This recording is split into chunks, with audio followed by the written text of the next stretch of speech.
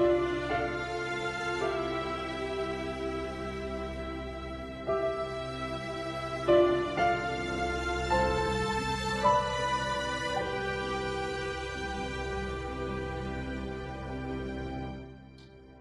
want to welcome you if you're here with us for the first time, or if you're returning after being at a previous session. And a quick update for those who were at our immediate last session with Randy Woodley. We're apologizing that we haven't gotten the video recording out to you yet. We are working on it. It's taking a little longer than we'd hoped, but we're working to build in a teaching moment about one of the questions. And so we'll get that out to you hopefully soon. Want to especially welcome Benigno Sanchez-Eppler from Northampton meeting. Currently, I believe, down in Florida, but we're zooming him in anyway. And Benigno's elder with us today is Sarah Spencer, and Dorothy Henderson is eldering for Peter. And we have readers, Julie Payton and Blaine Sato, and all of us can enter into holding this together. We can each be present with the Spirit. So you can settle in your body and in your breath and in your spirit, and come with an open heart and a listening ear and a humble spirit for whatever we are to be taught today. We'll do our tech welcome with Jen, the Beacon Hill Friends House host, and then do a bit of opening worship, out of which Peter will invite Benigno to share a little bit about Benigno's history with the Bible. And then the specific passage Benigno has chosen, we'll hear that. And Benigno will talk about his reflections on the passage. And then we'll hear the passage again before we break into small groups for sharing, and then come back for a bit of full group sharing. And we'll end officially right around 4:45. 4:45. And then 5:15. Sorry, 5:15. Get my timing straight. 5:15, and we'll have a little bit of time after that for people who want to stay on longer. You're welcome to. And we'll remind you when we get there, but we'll invite people to keep sharings relatively brief so that we can have space for multiple voices. So I think I'll turn it over to you, Jen, for the tech welcome. Great. Thank you so much, Margaret, and welcome, friends. My name is Jen Higgins-Newman, and I'm the program manager here at Beacon Hill Friends House. We're in downtown Boston, which is on Massachusetts land. So it's good to see you all in the room here, to see your faces. Many of you are familiar faces that have been with us for many of these sessions. This is our 8th session. Can you believe it? Time flies. Am I muted? I'm not muted. No, it says unmute myself, but I'm unmuted already. I have very fond feelings for our guest leader today. Benigno is almost a neighbor of mine. He lives in another part of Amherst, and I don't see him as often as I like, but I frequently see his house when I'm on the bike trail or walking around town. And we don't usually give a very much introduction because you've all read about him, which made you want to sign up for the series. But Benigno brings a lot of grace to this. Benigno, I forgot to ask you, are the co-clerks here to share a little bit about this summer, or were they not able to join us? I don't know, and I'm not going to worry about that. Okay, well, we may hear from, he's going to FGC. Maybe he'll say 1 or 2 words at the end today if they're not about that. Continuing journey at the FGC gathering this summer where Benigno will be leading Bible. So Benigno, this book, this Biblio thing, Where's it been with you up till today? Very briefly, what is your journey with this? Well, I teach literature, and this book is not a literary work. It's a lot more than that. And I grew up in the flexibility of the Episcopal Church, and then I bolted, and I went to an evangelical school, very young years in Ecuador, and I never really understood an errant Bible readings, stuff like that. And then when I got to Friends, I have to confess, when I got to Friends, liberal, universalist Friends, I was given permission to ignore the Bible. And that was fine, no big deal. But then I started my ministry. Some of it could be said it's an FWCC ministry. Some could be said is the Puente de Amigos link between New England and Cuba Yosemite. And I started translating with Susan Furry. In fact, Susan made me edit her translations. She would translate a bit of Isaac Pennington to embroider it, to send it to Cuba, and she would threaten me with sending it unedited if I didn't edit it. So that couldn't go on. At that moment, we realized two things that came together.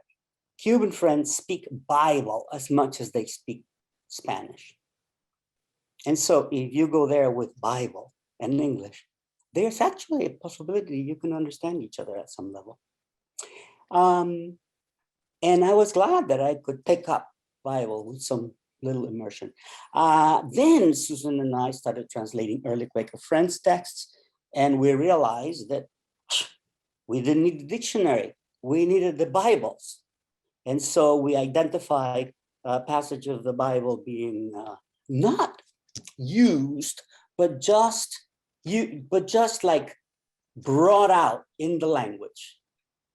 And we would hear the echo. We would just go to a Spanish Protestant Bible, and there it would be with all its resonance. And then our readers in Spanish would catch the resonance that would be necessary. So at some level, I think the most daily use that I use of the Bible is as the root of a great, huge, some say 60, some say 50, some say 70% of Quaker language. So it was really a revelation to be able to travel in the ministry in Central America, in South America, in Cuba. I was able to teach in Cuba. I was able to visit Rwanda and Kenya. And no matter what culture shocks I had to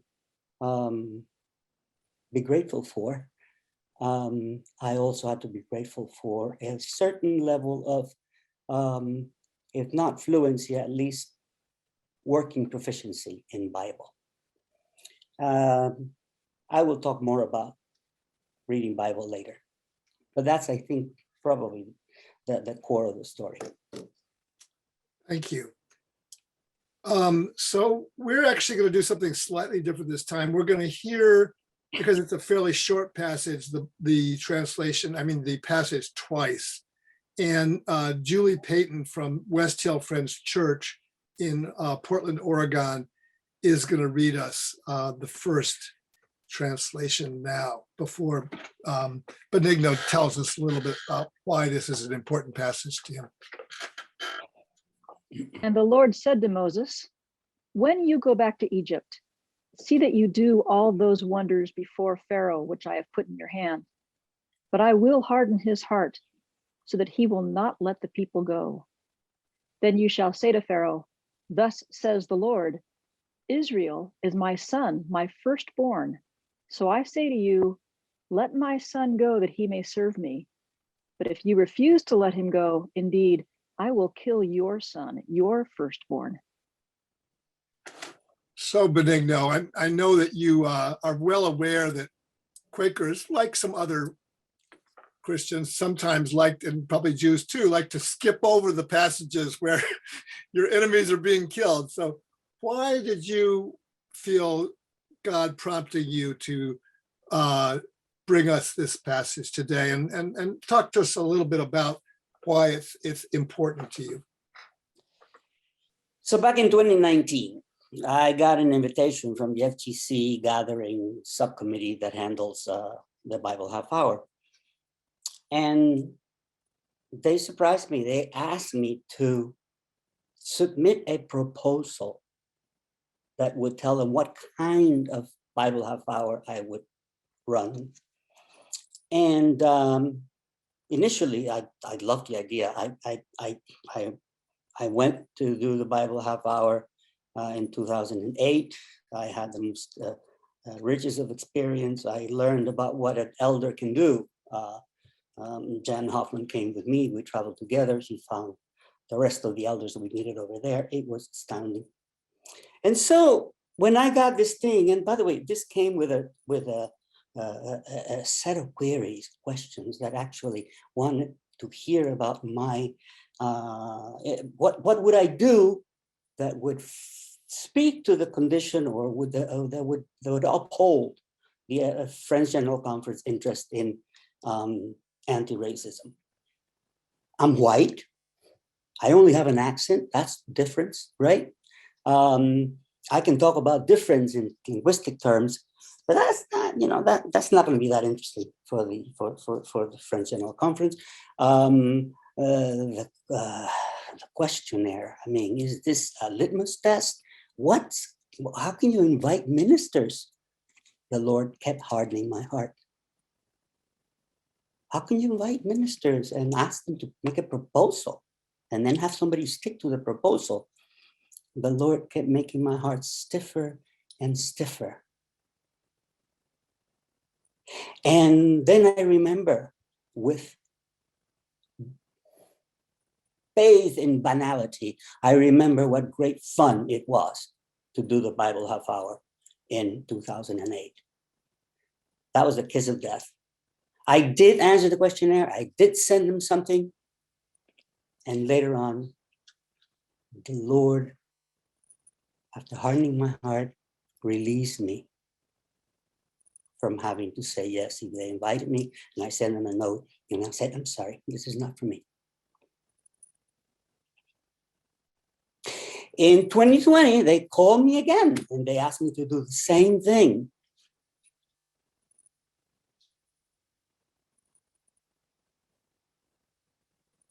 This time,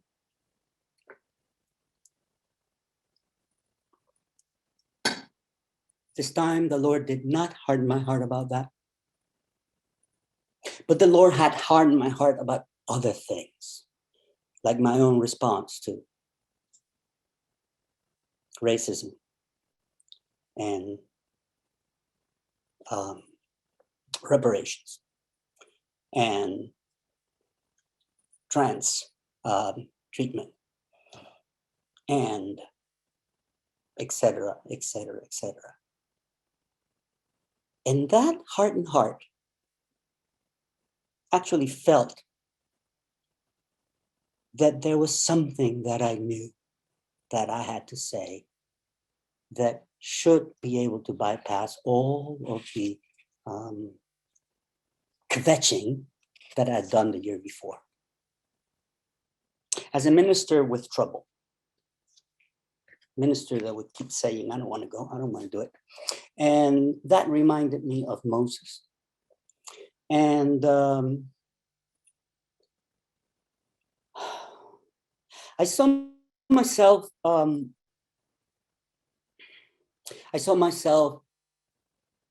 before the theme of the gathering. The theme of the gathering says, way will open. And the Lord loosened my heart. And I say, rubbish. Way is already open. Way is already way open, and we just don't walk into the way. We just don't put our first step into the way. And even if the text doesn't bear me out, I found myself more as a Israelite, more than a Moses, somewhere between Pharaoh's army and the Red Sea. I experienced myself right there with a Red Sea open, and I still refuse to walk in, away from Pharaoh. It wasn't even a case of knowing. I was in danger if I stayed. The sea was open, and I was not taking the steps that were so evidently marked. Way was open. It's not that it will be open. Way was open. And then I thought more about this. I felt the gift and the promise of the presence of the Spirit in the heart and the guidance of the Spirit. And I realized that way is always open. And sometimes we just don't. We just don't walk it. I don't, am I sharing the screen? Am I sharing any of the screen? You're Not not right anymore. now. I need to share the screen. In that, anything sharing now? Yeah, you're sharing your whole desktop so we can see your Zoom screen too. Oh, what? Why is it not sharing? It is shared. Your whole desktop is shared so we Oh, can okay, see fine. your Zoom There too. we go. There we go. So this rose before I had written the subcommittee. Way will open, as it had always opened, as it has always opened. So the Red Sea opened, and the waters broke before me, and then my mother's velvet opened, and she pushed well and outed me. Midwives did not betray us. And so I was made by love for the crossing, tactically fed by my own mother's milk, groomed as their favorite toy into the gorgeous whims, hands, smiles, and privilege of Pharaoh's idol daughter.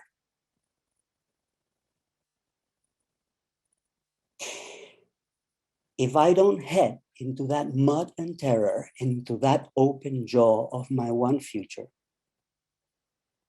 if I don't walk with one foot looking forward and the other flaunting an honest measure of dancing, sinless joy, if I don't show the people how to move and keep moving away from all the closing borders and the slamming doors and the darkening windows and the harvest of the plagues, if I don't break with everything that clings in me and keeps me tangled in the roots of Egypt, if I don't break with everything that clings at me and keeps me tangled in the roots of Egypt, if I don't, then I will consent to drown all high and dry, stuck to a stillborn certainty.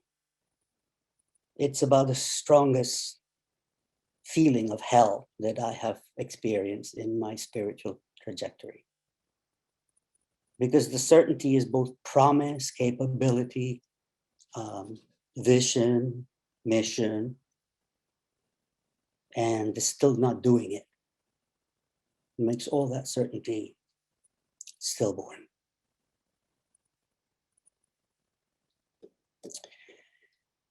So,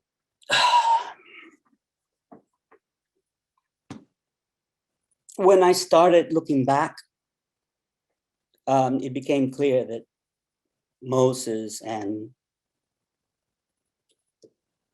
his surrounding is what I wanted to explore.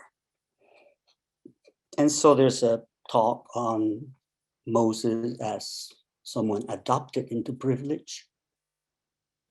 There's a talk about the call to ministry. Moses is as God's tool staff. That's one of Moses' name, staff, as in shepherd's staff. And then God's buddy. Moses is God's buddy, and Moses is God's elder. So that's another day. And I have another day about how the Sabbath could only have been legislated by and for people who came out of slavery. And I have another piece in there about other things. And then this confrontation with the hardened heart of Pharaoh started to take root. And that's why I got into it. So let's take a look at actually these things that I am going to be showing. You can also open independently of the screen, independently of the Zoom, if you click on one of those URLs that I sent in the chat, and then you have control of your own PDF, and I can talk through in here. So remember, I said something about being a linguist and a translator. So my most frequent source of experiences with Exodus is actually my family seders, and the seders that my family runs for the Quaker meeting. And so the freedom of interpretation in seders has always been a great delight. And in those seders, the plagues are treated like bad news. They're bad. They don't fit, plagues don't fit into Quaker morality. Who would do that to anybody? And I say, now reading again, I said, well, oh my God, what's going on here? And it's not that I want us to go and use those tactics in any way, but we have to read what happened there. And then there's this business about God hardening the heart of Pharaoh. This business of Pharaoh's heart. I'm not going to read the plagues, but I'm going to show you how the text talks about these moments when Pharaoh's heart is hardened or God's hardened it. And I got some color code in here where the red, it's all on Pharaoh's. Pharaoh did it. The purple, we'll talk about later. And only the blue that will come on later is when the Lord does it. Notice the Jerusalem Bible saying Pharaoh remained obstinate. That's actually a different register. It doesn't refer to the hardness. It uses the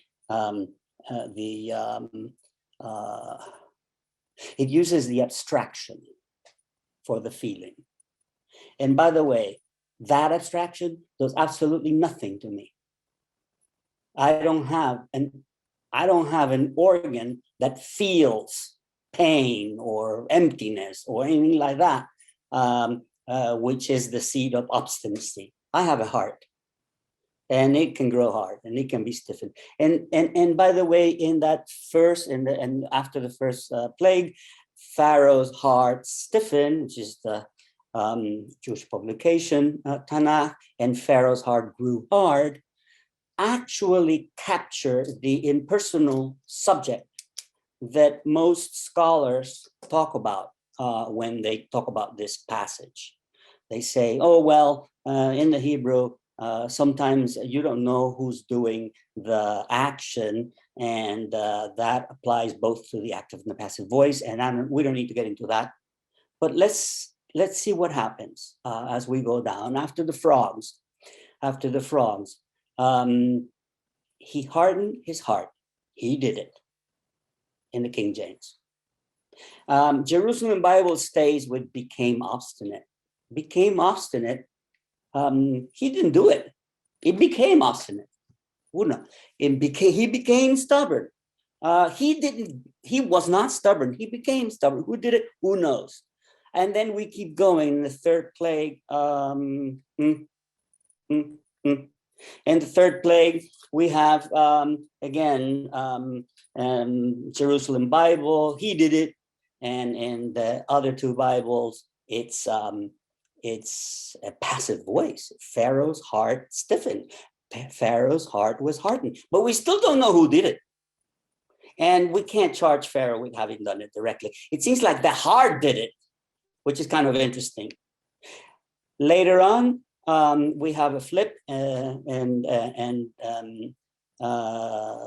King James said, Pharaoh hardened his heart at this time also. So that refers to a repetition. And then there's that impersonal form in the Tanakh after the fourth plague. When we move to the fifth plague, there's still a lot of red and purple. And then when we get to the sixth plague, the tune changes. But the Lord stiffened the heart of Pharaoh. Tanakh, subject, verb, and predicate. There's no doubt who did it, to whom. The Lord hardened the heart of Pharaoh, King James. Now, in the Jerusalem Bible, it clarifies things. Yahweh made Pharaoh stubborn in a different way. Somehow the Jerusalem Bible has a problem with the heart.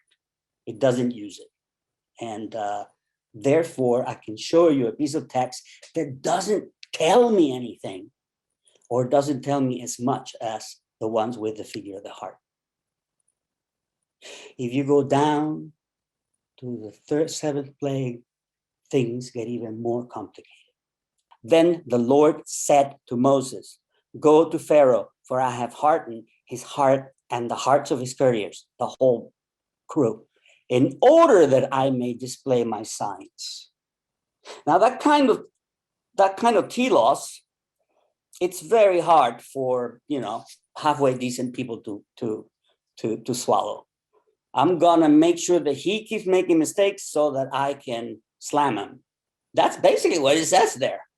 And rabbis have been talking about this forever, and pastors have been, whittling themselves around this, what's going on.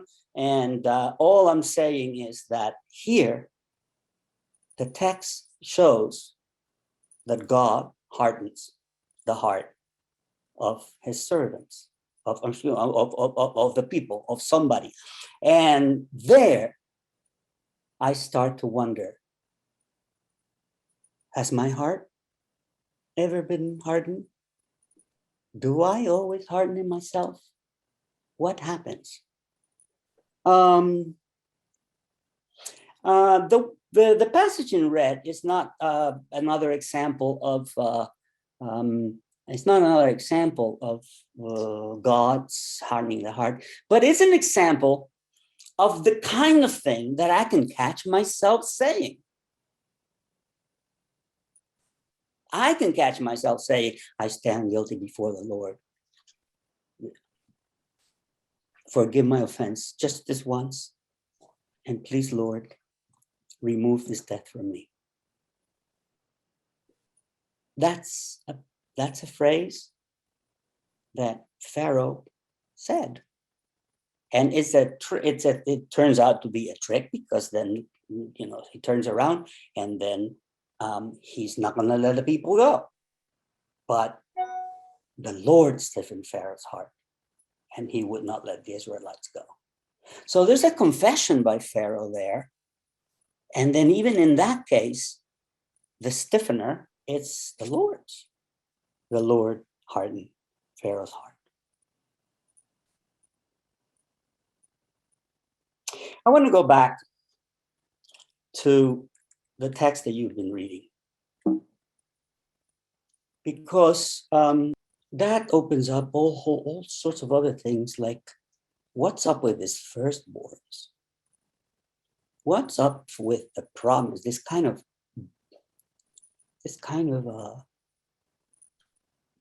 holy, divine bulliness, if you don't do what I need you to do, you're going to lose your children, your firstborn children. I don't think there's a toughest threat anywhere. I think this is for both, even for modernity. This is the spiritual nuclear threat. One of the things that's become clear in a kind of rubbing of this text against the condition of the condition, which is my condition,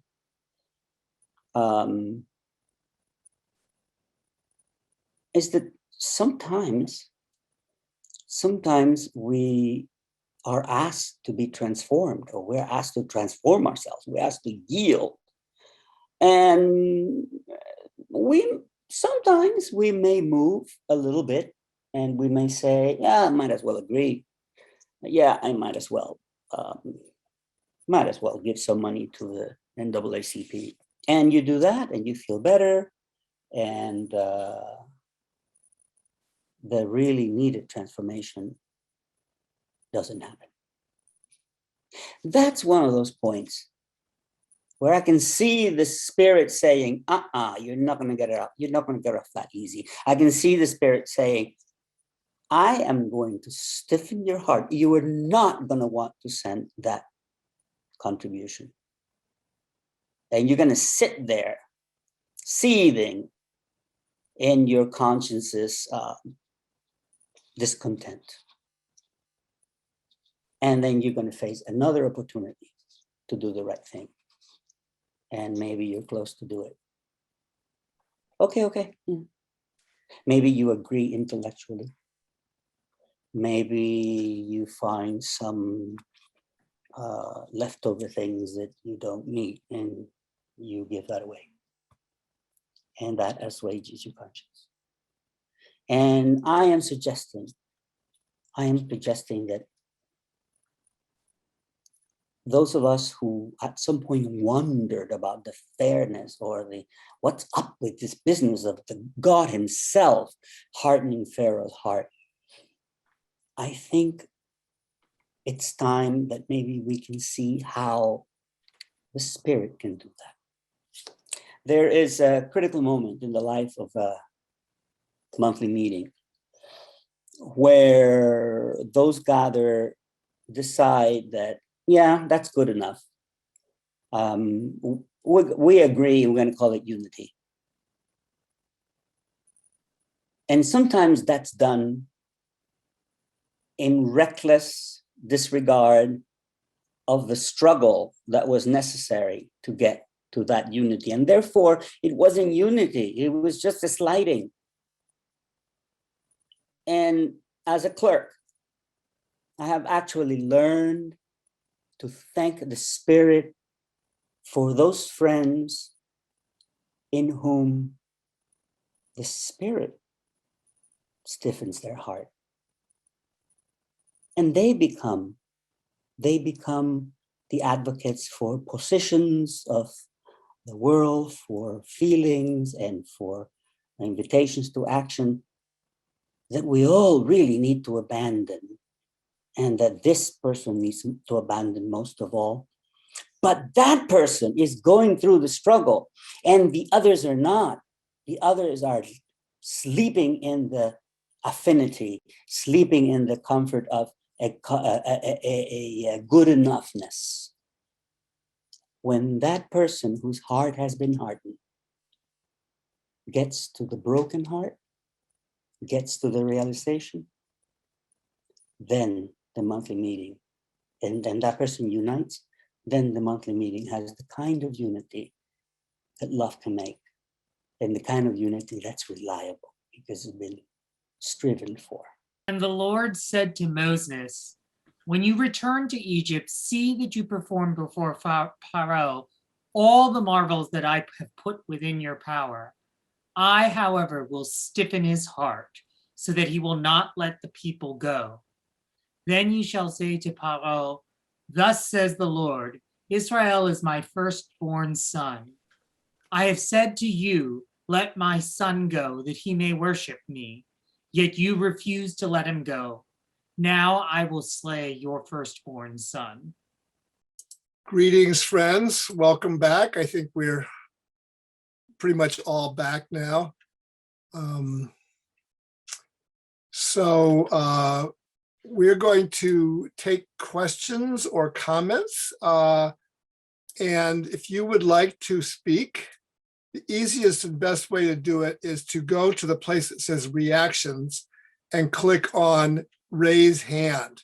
And Margaret is going to be being our sort of moderator today, and we'll call on people, and then you can unmute yourself and share your question or comment.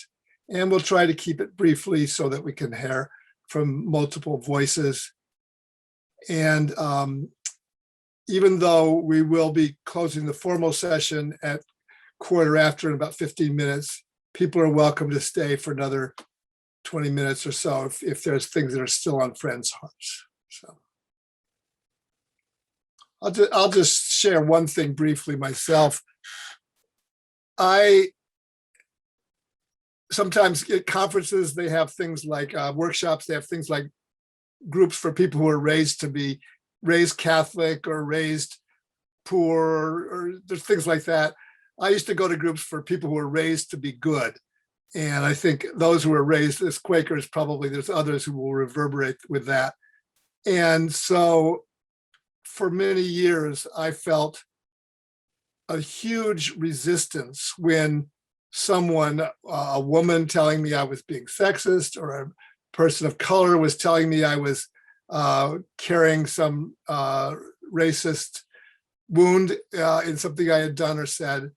And I wanted to just shut the door and say, that can't be me. But to the extent that I can embrace the woundedness, the sin, the brokenness, whatever it might be that someone is trying to invite me into, that could be God too, then it becomes an opening. And unfortunately, I don't think Pharaoh was able to do that, but he got at least 10 opportunities. Was this God's voice because the devil hadn't been invented yet? I don't know. I think I have a hard time finding the devil an accessible or useful interlocutor. Maybe I'm not exposed. Maybe I haven't been immersed in the culture where that it's a possibility, and therefore I don't use that language. And even when I find pieces of that language traveling in the ministry, other things rise. I have actually spoken to young people in Latin America who have a devil discourse, and I've invited them to think about the usefulness of knowing that inside them there are different pieces of themselves that can have a conversation, and they might even be able to have a relationship and talk to each other, and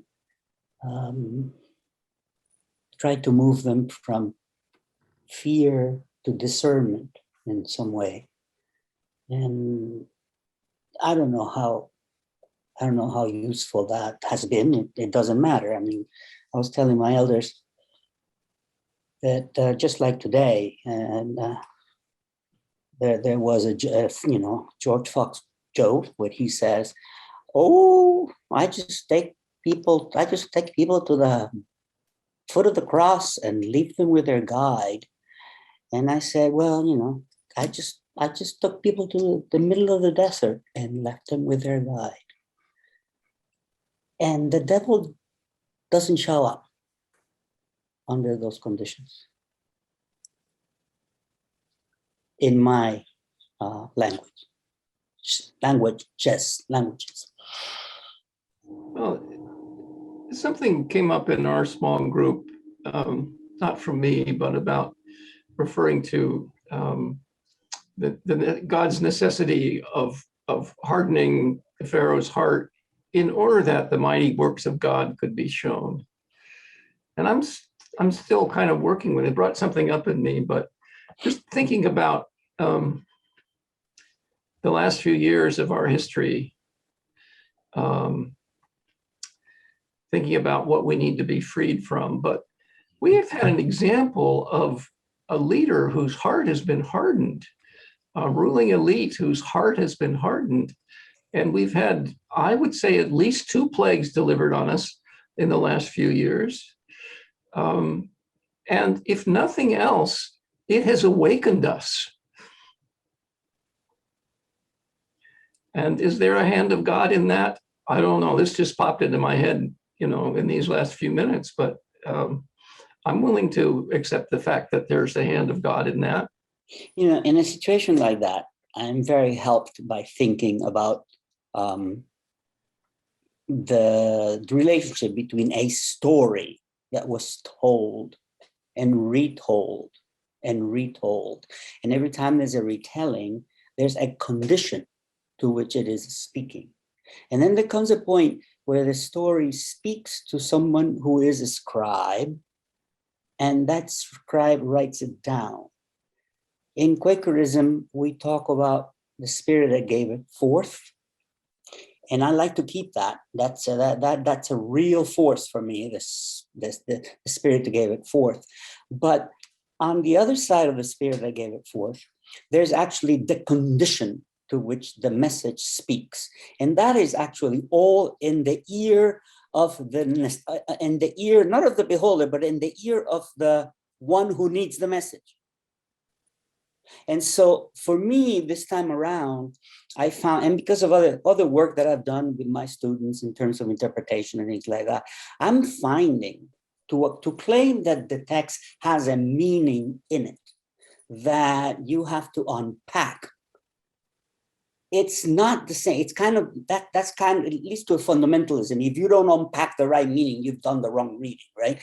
I think if you validate the force of the condition that receives the message, you actually acknowledge that the words on the page, Margaret Feld's amazing terms, paper and ink, don't have the meaning in it.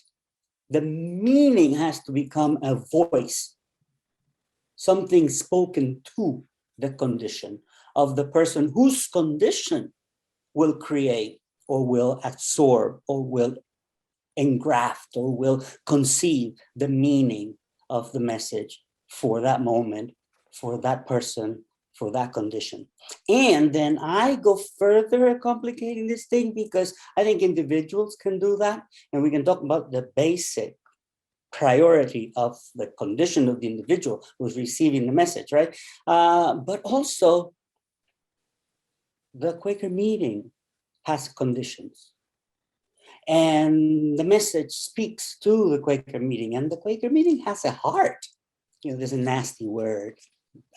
By the way, sometimes I feel censored by Quakerism. I don't think I'm allowed to say hermeneutics. But if hermeneutics is the way or the code that we use to interpret, the way in which a text yields its meaning, I think hermeneutics, the Quaker hermeneutics that goes from connection with the spirit that gave it forth and a great recognition of the primacy of the condition of the creature. I may be interested in carrying on with that and exploring that some more. I actually have a question for you, Benigno, that has to do with the condition of our Quaker family today. In the past, at its best, elders were very tough on ministers. They told them, you've gone beyond your leading, or why are you sitting there and not speaking? You have a message to bring, or some things are getting in the way of your really leading out your ministry. And our friends' meetings challenged each other around, why are you in that movie, The Friendly Persuasion? Why are you got a piano at your house or something like that? And we've gone quite a ways away from that. But I'm wondering if what you said in your poem, your wonderful poem about being willing to go through if we're not willing to pass into the water, we'll be stuck as stillborn. Do you foresee the possibility that Quakers will be more able or willing to really engage with each other around tough challenges, tough questions of each other's faithfulness, rather than seeing that as simply leading to disorder? And I've been blessed with very tough eldering. I've been told, you're doing too much, or you're diluting the gift. I've been told you're stealing ministry from other people by being so responsible and doing so much. That sort of shocked me. You're stealing ministry from other people. Amazing thing to hear. You are too much of a scholar. You pack more intellectual content than what the Spirit told you. I've been told that many times. I've been told by elders, you're too rich to talk about that. You have a pension, so you're not of the poor. You're not poor of spirit or poor, period. And I have elders that have said that. And the thing activates the condition. It makes the condition pliable or receptive. There are hardenings of the heart that the Spirit does, and there are shutting down of the ears, which a particular kind of eldering does, or a particular kind of prophetic force. There are prophetic forces that are harassment, and there are prophetic forces that include a level of eldering where you're brought into the force of the work. You're invited. You're invited to the blessing. You are not harrowed into the blessing. You're not put in a situation where you're going to say yes to avoid the harassment rather than to yield to the call of the Spirit. I mean, we have to reactivate eldering formally. And we have to start by putting the level of validation and recognition and equipping that the elder has to be about with the minister before the elder starts messing with admonition. One admonition requires 3 affirmations, at least. The love of God has to be spoken, practiced, before the authority of love breaks a barrier or a resistance. Any resistance that gets broken down by hectoring, it puts the obedient in an unfaithful position. so I want to thank our readers today, Julie Payton and Blaine Saito, and our elders, Dorothy and Sarah. Good example of good eldering. And want to thank Woolman Hill and Beacon Hill for making themselves available to support this kind of sharing with each other. And there's many, many wonderful programs at Beacon Hill, and there will be soon many wonderful programs at Woolman Hill as well.